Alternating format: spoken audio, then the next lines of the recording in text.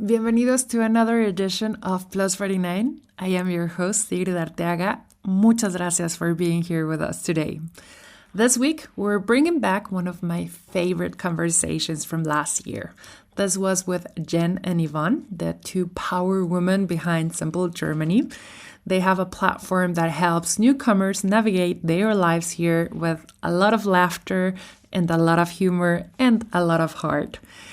Their story is so much more than just a guide to bureaucracy. It's about building a home in a new language. We know how difficult that is, how to learn to laugh at the hard parts, and finding community one challenge at a time. We're also going to be talking about this week's news, from new projects for migrants here in Berlin to coming changes in Germany's social and health systems. And later, in our cultural segment, we're going to be talking about something that connects generations, borders, and sleepless nights, the beat of German techno. There's a reason why Rosalia just came out with a single called Bergheim. So, let's get started. This week in Germany, several developments could have a real impact on migrants, expats, and anyone trying to build a stable life here as internationals.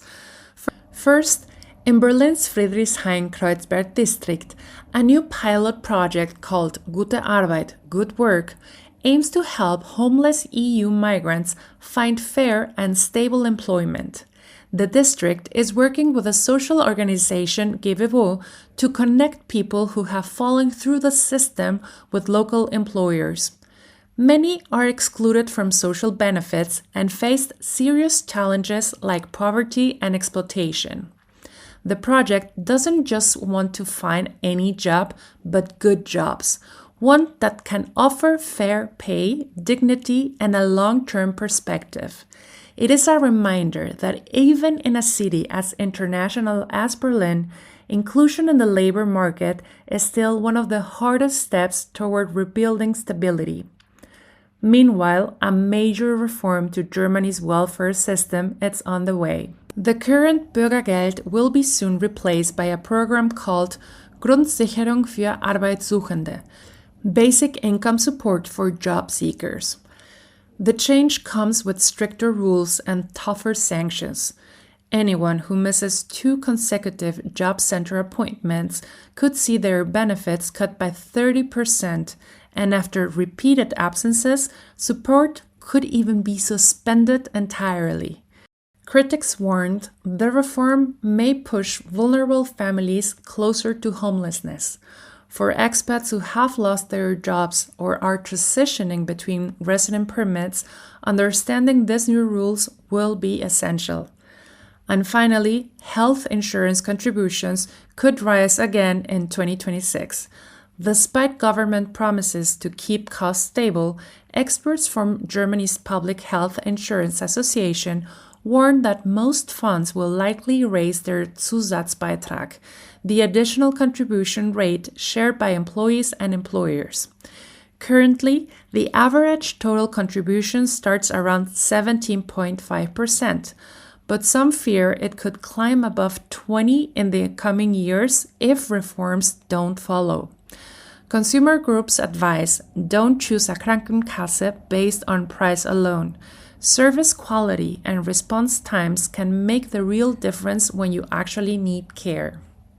I must confess, I have absolutely no idea what techno is regarding if it's a good techno or if it's a bad techno. I just know that if you're in Germany, you know about techno. And it is definitely a sound that defines modern Germany. This one does not come from a concert hall or a marching band, but from the pulse of bassline echoing through an old industrial space.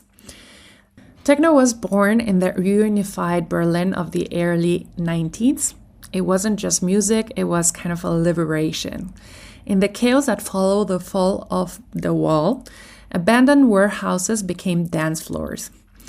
East met West, strangers became friends, and for a few hours, everyone belonged to the same rhythm. Today, techno is both global and local.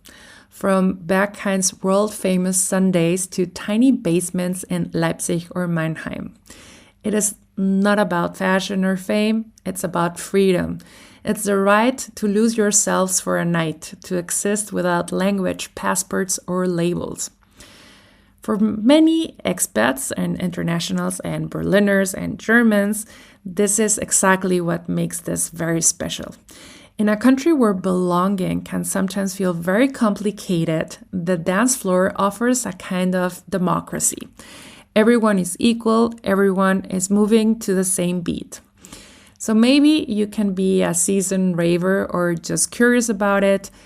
Techno is not just noise. It is Germany's modern folk music, born from history, powered by unity, and still teaching us how to listen together. Let's have a look at what is happening right now and this week in Hanover. First up, for anyone tired of swiping left and right, you all know that I am one of those. So please go. Since I'm not in Hanover, you might as well go and find someone very interesting, because Matching Night Hanover is bringing together up to 250 singles for one big event of real life connections. This event takes place on November the 29th. Yes, it's still a long time, but you can already sign up. It is blending a relaxed bar atmosphere with a splash of gamified chemistry. You have to do a short personality test, then the participants get color-coded wristbands showing who they might click with. Add in a playful lock and key icebreaker. Every woman gets a key, every man a lock, and you've got an old school way to meet people face to face. Prizes are included. You can find more details or sign up at matchingnight.com. If you prefer a little bit of nostalgia over new romance, then head to the Café Glockensee on November the 14th for a night like this, the alternative 80s party. Expect the best of The Cure, Depeche Mode, and Joy Division. A celebration of ready mood, magnetic sides of the 80s. Think wave, post-punk, synthetic anthems that never really went out of style. Dark, danceable, and timeless. It is a night for the eternal outsiders. And finally, something for the folk lovers. The Irish Folk Festival is back in town with its 2025 tour. Different strokes for different folks. It's a joyful dive into Ireland's musical traditions, from tender ballads to foot-stomping fiddle tunes. The festival mission is simple: to celebrate diversity through the sound of the Green Island. Expect masterful musicians, storytelling, and that unmistakable Irish warmth. So, maybe your November mood calls for dancing, dating, or daydreaming about Dublin. Hanover has definitely something for you. And that's all for this week's episode of Plus 49. A warm thank you to Jen and Yvonne from Simple Germany for inspiring us once again to see this country through curious and open eyes. Don't forget to subscribe wherever you get your podcast and follow us on Instagram for updates, culture, and a little bit of behind-the-scenes stories from the expat life here in Germany. I am Sigrid Arteaga, and this has been Plus 49. Until next time, stay open, stay grounded, and keep dancing to your own rhythm. Hasta la próxima. Plus 49 interview. Today we have two amazing women, power women, I'm going to say. One of them is also a Latina, which I'm always very happy to have here with us. And the other one is a German Kartoffel in the best sin ever. And both of them, they're not only funny, but they also have this amazing portal called Simple Germany. Today with us, Jen and Yvonne. Thank you so much for having us. Yes, I don't know. We're supposed to root. Woo! Yes, thank you very much for having us. Love the intro. The Deutsche Kartoffel? Yeah, it's not often that I get called that, but I take it. But I tell her she's a Deutsche Kartoffel with Sazon, which is like Spanish for with spices. Or actually, I've been called a sweet potato. Also, yeah. That is the sweetest. Okay, so let's keep with the Kartoffel part with Sazon and sweet potato also. We're definitely doing something with it.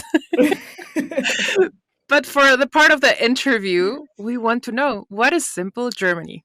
So Simple Germany started in 2020. Yvonne and I started Simple Germany with the goal to empower internationals that recently moved to Germany or plan to move to Germany to settle into life in Germany more smoothly, is our slogan. And the purpose is to pretty much talk about all the unspoken rules in Germany. When you come as a newcomer, there's a lot of things that are new, of course, because it's a new country, but culturally speaking, how things are done, especially if you come from parts of the world where things work in a completely different way. So Simple Germany started as to guide the newcomers, and more than guide, empower, to give all the information possible so they can make the right decisions, know their rights, find the right service providers, and feel empowered to navigate the jungle of the first Stint. stages. I wouldn't even give it like a certain time frame because everyone has different speeds in life. Yeah. That is also very important. Like everybody has very different speed times, and sometimes you just want to arrive and know it all. And then you see actually that Deutsche Bürokratie or German bureaucracy is in German. Yeah. What a surprise. Indeed, what a surprise! But I guess you're probably you have encountered the situation where a lot of people do not know how to start in Germany because they do not understand German and they have no idea what comes first. To be honest, I don't think anybody of us knows what starts first, because either you have the Anmeldung or you have the bank or you have the apartment, or you don't know where to start. So let's keep it simple, like Simple Germany. What would be the first things you would say that you can start with? So let's just focus on the ideal world because, like you just said, there will always be deviances depending on your situation. But in the ideal world, I would say you know why you're coming, you have a reason. In our case, a job is probably the most likely, but there's a reason why you're coming. And then you land in Germany, you have already some place to live, most likely a short term rental that is furnished, that comes with internet, that comes with electricity, where you don't have to worry, so you don't get overwhelmed, where you can do your Anmeldung with, so you get your ducks in order. Because of the Anmeldung, you get all the other paperwork that you need, for example, your tax ID. You start your work, you find a grind, you get to know your neighborhood, you get to know public transportation, all those little things, the groceries, the recycling, all the things that are happening. And once you overcome those first steps, then you can find your long-term apartment and actually look ahead, take a breath and say, wow, now what does this new world offer to me? Maybe with that in mind, a new world, let's make a music break. And then when we get back, we keep asking you a lot of questions. Let's do it. We're back with our friends Jen and Yvonne from Simple Germany, and they are explaining to us a little bit about this new world. Regarding New World, what are the things that you have encountered during this 4 years with Simple Germany that people somehow always do mistakes, like typical mistakes everybody does? So I wouldn't call it a mistake for sure, but maybe like a learning curve that everyone goes through, and that is the language. So, for example, my first years in Germany, I was lucky that I had the support of my company to help me, not the company that I was working for, to help me with a lot of the bureaucratic processes. So I didn't really have to deal a lot with German bureaucracy. But once that support was gone, I was left in the open, so to speak, and everything was in German. And I surrounded myself alone with international friends and colleagues. So I neglected learning the language for a very long time, which later, because my goal was to stay in Germany long term, later I kind of like air quotes paid the price because all these years had passed by and I was in a situation where all my international friends left. I needed to make new friends, but I didn't speak the language. I didn't really put much effort. And also, I was kind of waiting for my German to be perfect because I was taking some classes and I was never really taking the opportunity to practice it. So, and then that chip kind of changed. Also, Yvonne had a big impact on that because her family only speaks German, especially like her granny and father. So there I was like, okay, now I really need to make an effort. And I, even if it wasn't perfect, started speaking more. And then I realized, wow, okay, now that I speak and understand German more, I understand the country so much more. I understand a little bit more the German sense of humor. I can understand the tone of, is that serious or a joke? I can not understand 100% because I will never have all the context because I never grew up in Germany. But I felt like something unlocked. That I'm like, okay, if I would have done this earlier, maybe this unlockedness would have come at a sooner stage. I think what you just said is super important. And one of the key things here is just learn the language and just start talking, even though if it's not the right way to say things, because sometimes we want to be so perfect that we forget that it's just about speaking. But for the moment, we're not going to be speaking. We're going to be listening to this next song. This is our last segment with Jen and Yvonne from Simple Germany. And for everybody outside who has no idea what Simple Germany is, but has heard these two beautiful women talking about what they are doing, just go to the website. That will be simplegermany.com. And what are we going to be finding there? On the website per se, let's call it our hub. You will find all the information that anyone that is about to or recently moved, maybe even is already a few years in Germany, has questions about life, all kinds of topics. And the website per se is a little bit more how to and really nitty gritty. And it's the hub because it also guides you to our other presences, let's say, where we are able to talk a little bit more fluid and give a little bit more personality and personal insights, which we do on YouTube and on Instagram with, a bit more also our own life stories and challenges and losses and wins. And with this, you have your own YouTube and your Instagram where you talk about all of these topics. What has been one of the key segments or videos that you love? There's multiple. And I would say the beauty of being able to create Simple Germany is the diversity of topics, because we can literally go from something that is super unsexy and boring from the outside perspective, like talking about taxes or electricity. And I get super excited for whatever weird reason, but I have realized I get super excited to break down complex topics into simple terms. But then there are those videos that go deeper, especially on the part of Jen, because Jen is sometimes extremely vulnerable and open of sharing her path. And I'm just so extremely proud of that, because that is the inspiration that so many of our listeners seek and follow to build their dream lives. Jen and Yvonne have shared just a little talk with us today, but we really hope that they will stay with us and they will come back to our show and explore with us not only more about their paths, but also the paths of those who are just arriving to Berlin or Germany and try to understand why are we here and how can we make this our home. And we want to thank you, both of you, so much for being here. And of course, invite everybody to go to their socials and watch their insightful videos and Instagrammers. They're really not only hilarious, but they're really, really inspireful. Thank you so much for being here with us today. Thank you so much for having us. And for this very, very warm welcome. Yes, it's been a pleasure. Plus 49. Ask a German.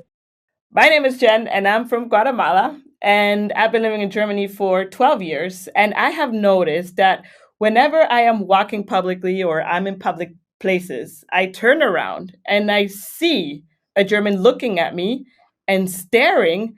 And I'm not sure if they want to ask me something, say something. They're just looking at my cool jacket. So my question to you, Yvonne, as a German, is why do Germans stare at me? You pretty much answered your own question right now. Maybe they're looking at your cool jacket. Maybe, and I would say in my case, that's because I also catch myself staring sometimes, even though I have the awareness that that's maybe a little bit awkward for the other person, out of curiosity. Literally out of curiosity, like, who are you? What brought you here? If you, depending on how you look like you said, a piece of clothing or something that you carry, I'm intrigued. I like to observe. That's just what Germans like to do. We like to observe. Should I be scared? No, on the contrary. If you smile, they might be like, "Ooh, shit." However, if you don't smile and you frown, they'll be like, I frowned, and that's the answer that I've gotten, actually. And if you really want to surprise them, you'd be like, can I help you? Or wave. Exactly, or wave. That's fantastic, because then you'll be like, the German will be super confused and probably super shy and not meet your gaze again. Or wave back, and that might be the start of a beautiful conversation if you both have the guts to go there. Okay, so maybe I will smile and talk next time.